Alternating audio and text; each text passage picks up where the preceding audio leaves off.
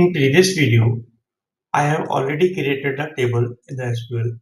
In this video, I have to add the dependency injection for our services and repository to define the scope of our repository and services.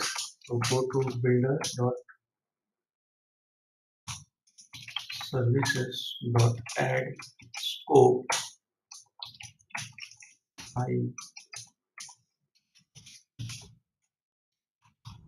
IAuthorServices. Then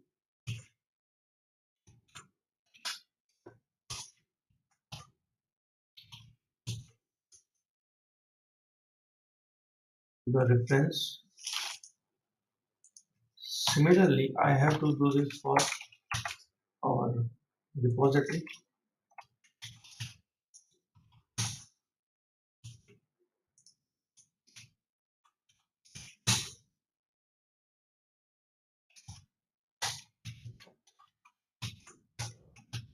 Now I have also add the controller